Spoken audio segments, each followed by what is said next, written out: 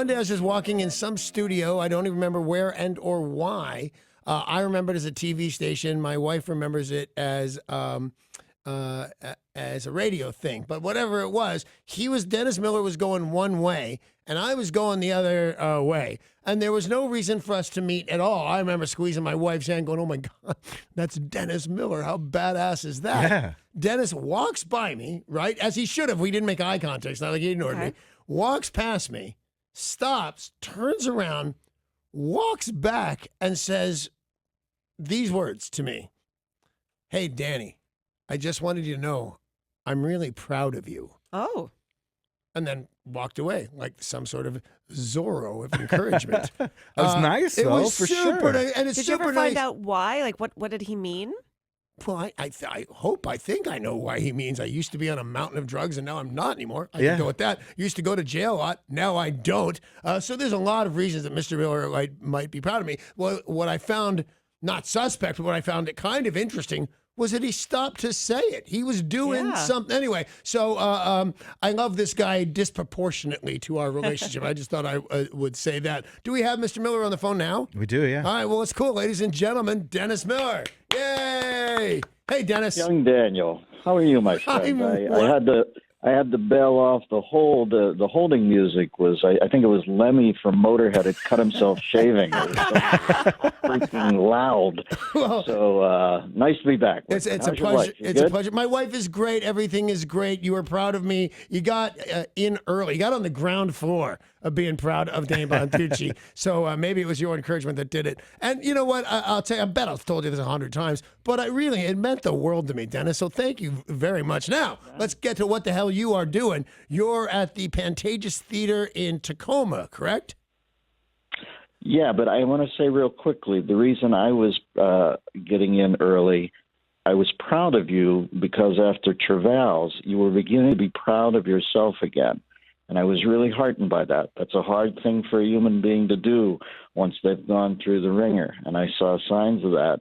I'm not trying to act like Yoda here, but I was touched by that. Good for you. Yoda out. Here's my theory is that somewhere he has an under-over bet of how fast it takes him to make me cry. And, well, there's a winner clearly already. So, all right, Nice now, words. let's talk. Super nice words, but this has been going on for me forever. I have this moment in my head, and maybe you skip those moments if they happen in your life. Maybe they're not as big as Dennis Miller going out of his way to say he's proud of you. But that was my moment, and I had it, and I carry it with me, Mr. Miller, everywhere I go now. I can't tell you how that touches me. Oh my God, this is awesome! All right, now let's I go. feel like we're part of something right now. You are part of something right now. Plus, it's called life, my friend. Yes. Dr. Rejoinder. It's called life. Settle down for a second. yeah, because we're on the radio, kind of a slimy way to make a buck. That something nice is happening that you don't recognize it. Now, to the Tacoma's Pantages Theater, you're doing a special. It's Sunday, April 8th. You can go to BroadwayCenter.org. I'll say it several times. You can say it several times. Everybody say it several times. BroadwayCenter.org. Is this in prep for one of your big specials? Well, I'm going to shoot my 10th special. I feel like I always admired Crash Davis and Bull Durham staying under the radar and then revealing the reason he was hanging in there for a long time was he had 255 homers in the minor leagues or something. George Carlin's got the most specials. It's way out there at 13, but I think this will be my 10th, and Nice. I'm excited about that. So I have around 7 or 8 dates leading up to it. I'm shooting it in June, and one of them here is at the Tacoma Pantages. Well, like I said, you can get tickets. You can go to BroadwayCenter.org. Let's talk about people you admire doing comedy. Now, see, I would have thought, and I'll bet I'm right, but I'm just taking you down a specific road here. I'd have gone for brains like Mort Saul were the people that inspired Dennis Miller. But I read recently you were very inspired to get up on stage for the first time or the first times by Robin Williams. Is that correct? Well, listen, I must say that Mort has a beautiful, slim tome called Heartland. That's an interesting read. I've read it a few times. It's interesting because it reminds you that even a brilliant man can fall to the persuasions of fame. Like he was a political guy, and all of a sudden Jack Kennedy turns his way, and you have to watch that. Once you're going to be the person poking fun at the throne, Right. it's an they bank on them being intoxicating speakers in that, and then all of a sudden they've got the guy who's supposed to poke fun at him is at the Hyannisport thing. So, but the book is fascinating about Mort. Robin, I remember watching on HBO. I didn't know him at that point. We grew to be dear friends, but as I watched him, I just thought it wasn't about like that's what I can do. That's not my style of comedy. But I do remember thinking how cathartic it must be to be that untethered from the gravity of apprehension. Your whole life you kind of walk around and you're always thinking, what could go? And most people do. Some people are so non-neurotic that they don't. But I always sort of walked around like eggshells were my linoleum. And when I watched Robin up there, I said, oh, I see. The key is to not care at all. This guy doesn't care at all. And there's something so liberating about that for the crowd that they don't care for the hour. He's just going to go out there. He's going to follow every thread, pull on every string, jump through every wormhole, and at the end of the hour, we'll see what we have. I remember sitting at home thinking, I've got to be riskier about my what I loosely term my art. Right. I get that. There is a series on HBO right now called, I think it's HBO, called Crashing. Oh, yeah. Have you seen it? Mm-mm. It's about a guy, he moves to Los Angeles, a timid guy, comes from a real religious family. He couldn't be more of a fish out of water wanting to do comedy. Gets some small breaks, but ends up crashing on other comedians' couches. And the reason I go with that is that I read up on you, Miller. I'll admit it, I read up on you. Didn't you bunk with Jerry Seinfeld for a minute or two? No, not Jerry, but Robin and I shared a place for a while, and Jerry, quite frankly, saved my hide one night in Los Angeles when I first moved there. I came from Pittsburgh, and evidently one of the people who I opened for at the Pittsburgh Comedy Club had, shall we say, co-opted a few jokes and brought them back to L.A. And I remember getting off stage, and Bud Friedman, who's an intimidating guy at that point, comes up to me and he pops his monocle in.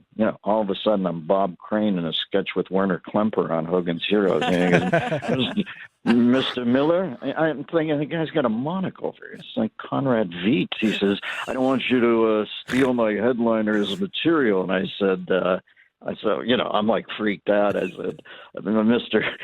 Freeman, you're like a typical kid in town. I go, I would never steal anybody's. And Jerry walks by. And, he's not even quite Jerry yet. He's got the complete Jerry attitude. What's the deal here, Bud? Bud says, he's stealing from, and he says a comedian's name. I won't do it because he grew to be a friend over the years. But Jerry looks at Bud and he says, you've got to be kidding me. You could wake this kid up in the middle of the night and he'd be funnier than him. Oh, nice. Dennis Miller, what can people expect from the Pantages Theater? That's Sarah, by the way. Sarah, Dennis, Sarah. What kind of comedy are you going to be doing? Or is it going to be political? Is it going to be funny? Boy, is it going to be jump cut? Yes, it was. I noticed it too. My monocle just fell out. The special, I want to be around 66% toothoids, just mindlessly funny. I want to gut punch them. But then again, I'm a topical comedian. Trump's the president. Hillary got defeated, so there's some politics too. But the main directive of the evening is non-denominational funny, I would say. Yeah, but do you have a choice really on, certain things? I'm not. Once you do Weekend Update, man, you're lucky you have a hook. You know what I mean? People always say, oh, you get penciled in. Yeah, I'm thankful. There's a million comedians out there. I'm glad they know I'm a topical comedian. So, of course, when they come, once we have a Trump versus Hillary presidency and the attendant, balkanization in the United States of America, it's the Hatfields and McCoys out there. Of course, I'm going to comment on it. I just don't want to make it the main thrust of it and, turn it into a TED speech. Is that what they're called? TED speech? Yeah. TED Talks, yeah, TED Talk. And I want to turn it into that. It's comedy. I want to get laughs. So I'll point that out. You want to see comedy, in my opinion, the way it should be done. And that is, it gives you something to think about at the very same time. I actually had a friend of mine, he was over early, God, in the 70s. and we're watching Saturday Night Live. We're both kids. And he said, boy, this is really smart. And I said, comedy should never make you think. Hey, I was kind of wrong. I was 17. I was high as a kite. That Dennis Miller's comedy can, in fact, make you think. So when they go to the Pantages Theater, which, by the way, it's in Tacoma, and you can get your tickets by going to BroadwayCenter.org. You're going to be, I don't want to say all over the map like in some kind of disarray, but I just want to say you can't pigeonhole you into some form of comedy, or can you? Well, listen, I think if you did, reductio absurdum on it, it's like I got a semi-deep cultural reference drawer and a nice retrieval system. I have, jokes that have a lot of metaphors. I think people kind of know my drill over the years, and I've winnowed it down to the sardonic few. But when you were talking earlier about comedians making you think, I would say that the problem that I'm seeing in comedy right now, and I don't want to sound like the avuncular old cat on the hill, maybe I'm guilty of this myself to some extent, but it's okay for a comedian to make you want to think, but I see too many comedians trying to make you think what they think. Right. And it's turning into a lecture. I don't mind people pondering and saying, no, I find your theory BS, or, oh, I really like that. That struck something in me. But that has to be under the umbrella of a laugh. And I see a lot of people today, it is literally turned into, it's some sort of indoctrination lecture. So you're right. It's weird. Listen, I know that I got to let you go, but I'm going to let one parting a shot of how much you have meant to me over the years. In 2010, I believe, I bought 100 copies of a book you wrote called The ABCs of Character. Oh, my gosh. And then I gave it out to callers on the radio because I thought everybody needed to read it. Wow. So you've just been a whole bunch to us. If you want to go see the show, and you do, BroadwayCenter.org. Dennis, thank you very much for being on the show, buddy. Thanks for everything. Well, Danny, can I take a second with you and just say that out of people always talk about, you have so many blessings in show business, and I find many of them to be cosmetic and minor. But your approbation and the fact that I've meant anything to you, I can't tell you how that's set me up for a beautiful day here. Well, good. Take it and know that it was 1,000% sincere. It means all of what I said means a lot to me. I'm going to let you go. You got another interview or something. Dennis Miller, ladies and gentlemen.